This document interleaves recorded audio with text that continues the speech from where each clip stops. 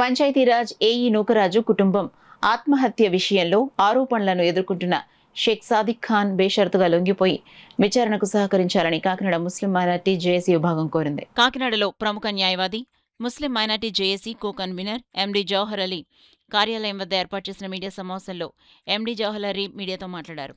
ఈ సమావేశంలో జేఏసీ నాయకులు అజాజుద్దీన్, మొహమ్మద్ అస్గర్, ఎండీ ఇమ్రాన్ మహమ్మద్, రహత్ షరీఫ్, మొహమ్మద్ ఇనాముల్లా, మహమ్మద్ బాషా తదితరులు పాల్గొన్నారు. ఇండియాలో జరుగుతున్నటువంటి ప్రచారాలు చాలా దురదృష్టకరం. అలాంటివి జరగకూడదని, ఈ మీడియా ముఖంగా అలాంటి ప్రచారాలు చేయవద్దని, వాటి వల్ల శాంతియుత వాతావరణంలో మత విద్వేషాలకు దారి తీస్తుంది. అలాంటి పరిస్థితులు తీసుకురావద్దని దయచేసి అందరినీ మేము కోరుతున్నాం.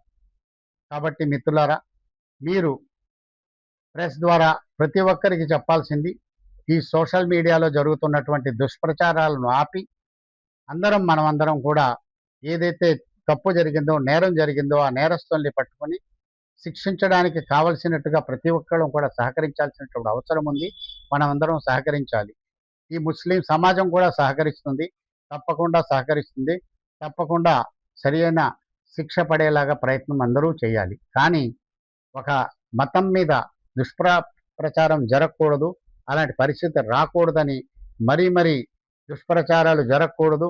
సోషల్ మీడియాలో ప్రత్యేకించి ముస్లిం మతానికి సంబంధించిన వారి మీద జరుగుతున్నటువంటి వాటిని మేము ముస్లిం జేఏసీగా ఖండిస్తూ, ఇలాంటి పరిస్థితులు కాకినాడ ప్రశాంత నగరంలో రాకూడదని, పునరావృతం కాకూడదని కోరుతూ, రాబోయే కాలంలో త్వరలోనే రేపు 26వ తారీఖున ముస్లింలు మీలాదున్ నబీ కార్యక్రమం జరగబోతుంది. ఆ కార్యక్రమంలో మేము కాకినాడలో చక్కటి కార్యక్రమాలు, సెలబ్రేషన్స్ జరుగుతాయి మహమ్మద్ ప్రవక్త వారి పుట్టినరోజు సందర్భంగా. ఆ కార్యక్రమం జరుగుతుండగా ఎంతోమంది హిందూ మిత్రులందరూ వచ్చి చాక్లెట్లు, బిస్కెట్లు, టీలు, అలాగే మంచినీళ్లు పంచిపెట్టడం వంటి అలాంటి వాతావరణం కాకినాడలో ఉండడం మనం చాలాసార్లు చూసాం. అంత చక్కటి వాతావరణం కాకినాడలో అలాంటి పరిస్థితిని కొనసాగేలా అందరూ ప్రయత్నం చేయాలి. ఏ విధమైనటువంటి మత విద్వేషాలకు దారి తీయకుండా అలాంటి ప్రచారాలు చేస్తున్న వారిని మనం అందరం కూడా తప్పకుండా ఖండించాలని చెప్పి మీ ముఖంగా మేము కోరుతూ, మరొక్క మారు ఆ సాదిక్ ఎవరైతే ఉన్నారో అతను తప్పించుకొని తిరగడం చాలా కష్టం. చట్టానికి చేతులు చాలా పొడుగ్గా ఉన్నాయి, ఎప్పటికైనా పట్టుకుంటాయి. కాబట్టి అతను ఆలస్యం చేస్తున్న కొలది అతను మరింత అపోహలు, అనర్థాలకు దారి తీస్తుంది. కాబట్టి అయినంత త్వరగా తను లొంగిపోయి ఏదైతే సమాజంలో పేర్కొని ఉన్నటువంటి ఏదైతే ఈ రకరకాల ప్రచారాలకు, దుష్ప్రచారాలకు అడ్డుకట్ట వేయాలంటే అతను తప్పకుండా లొంగిపోయి పోలీసు వారికి సహకరించి వారి విచారణకు తోటాలని చెప్పి నేను కోరుతున్నాను. ఎస్కే సాదిక్ ఖాన్ అయితే ఈ దుర్మార్గుడు లాగా దుర్ఘటన చేశాడు, అతనికి పూర్తి ఖండిస్తున్నాం. అలాంటి వ్యక్తికి మేము సందేశం మీడియా ద్వారా ఇవ్వడం ఏంటంటే, వెంటనే వచ్చి లొంగిపోవాలి, పోలీస్కి సరెండర్ అవ్వాలి, పోలీసు సరెండర్ అయ్యి చట్ట ప్రకారం అతను చర్య తీసుకుంటే పోలీసు అదే అతను సరెండర్ అవుతారు, కుటుంబం వాళ్ళు బయట రిలీజ్ అవుతారు, ముస్లిం సమాజం బయటకు వెళ్తుంది. అదేవిధంగా ముస్లిం మీద ఆరోపణలు జరుగుతున్నాయి సోషల్ మీడియాలో, లవ్ జిహాద్ అని, ఉగ్రవాదం అని, దేశద్రోహి అని, ఇలాంటివి వస్తున్నాయి సమాజంలో. భారతదేశంలో ముస్లిమ్స్, హిందూ పెళ్లి చేసుకోవడం, లవ్ చేసుకోవడం, విడిపోవడం అనేక సంఘటనలు డైలీ చూస్తుంటాం. ఎంతమంది ఆత్మహత్య చేసుకుంటున్నాం, విడాకులు తీసుకుంటాం, ఇన్ని జరుగుతుంటాయి. కానీ ఒక వ్యక్తి ముస్లిం పేరు రాగానే లవ్ జిహాద్, ఉగ్రవాదం, తర్వాత ఇలాంటి పేర్లు పెట్టడం చాలా తప్పు. దాన్ని పూర్తి ఖండిస్తున్నాం. అదేవిధంగా సాదిక్ చేసిన పని కూడా ఖండిస్తున్నాం. ఇంకో ఆరోపణ ఉంది, సర్పాన్ పొజిషన్ ఇతని మీద ఎఫ్ఐఆర్ కూడా ఓపెన్ అయినట్టుంది. వాళ్ళ అల్లుడిని కూడా పాయిజన్ ఇచ్చినట్టుగా. అది కానీ నిజంగా ఉంటే ఇతను గురి తీయడం ఇంకా వేరే మార్గం లేదు. ఇతనికి ఒకవేళ నిజంగా తప్పు చేసి ఉంటే అతనికి శిక్షించాలి. శిక్ష తప్ప ఇంక వేరే అతనికి క్షమాపణ లేదు. చట్టపరంగా శిక్ష చేసుకోవాలని మేము కోరుతున్నాం. పోలీసు వాళ్ళని నిర్ధారణ చేయాలి. ఈ ప్రెస్ నోట్లు ఏవైతే ఉన్నాయో పోలీసు వాళ్ళు తెలిస్తే నిజాలే మీడియా ద్వారా తెలుస్తున్నాయి. అతను ఇది చేశాడు, అది చేశాడు అని చెప్పేసి. వాళ్ళ కుటుంబం అయితే మంచి కుటుంబం, మా బాగా తెలిసిన కుటుంబం. వాళ్ళ నాన్న అయితే బాదుషా, అతని పేరు ఎస్కే బాదుషా, అతను జ్యోతుల మార్కెట్లో పనిచేసేవారు. వాళ్ళ అమ్మ ఇంట్లో పని చేసుకుని, అంటే వేరే వేరే పెళ్ళిళ్ళకి వాటికి వంట చేసేది ఊరి ఎవరి పేరు బాగా తెలుసు మాకు. వాళ్ళ అబ్బాయిలే ఎలా ఎదిగారు, ఎలా పెరిగారు, అలా పెంచింది, కరోనా నానపోయిన తర్వాత ఎలా చేశారు అది అయితే మాకు పూర్తిగా తెలీదు.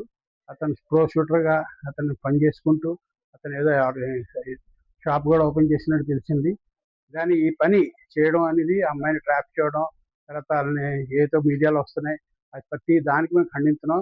అతను నేరం చేసి ఉంటే మాత్రం అతన్ని పూర్తిగా శిక్షించాలని శిక్షించాలి.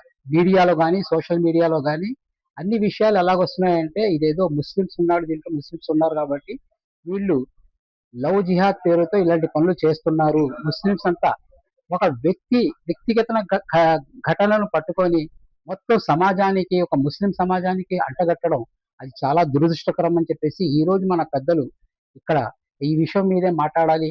మనం ఖండించాలి, ఈ విషయాన్ని ఖండించాలి. అతను నిజంగా తప్పు చేసి ఉంటే నిజంగా అతనికి మన చట్టం, మన భారత చట్టం ఏం చెప్తుందో ఆ చట్టం ప్రకారం అతను శిక్షించబడాలి. అతన్ని మాత్రం ఎక్కడ ఎటువంటి ఇక కనికారం చూపెట్టకూడదు ముస్లిం అని ఆయన అన్నాడని చెప్పేసి మనం ఏం అలా మాట్లాడలేదు. అతను ఒక భారతీయ పౌరుడు, తప్పు చేశాడు అని చెప్పేసి చెప్తున్నారు, పోలీసు వారు చెప్తున్నారు. కాబట్టి అతన్ని అది ప్రూవ్ అవుతే అతని యొక్క ఇది తప్పు ప్రూవ్ అవుతే అతన్ని శిక్షించాలని చెప్పేసి మనం కోరుకుంటున్నాం.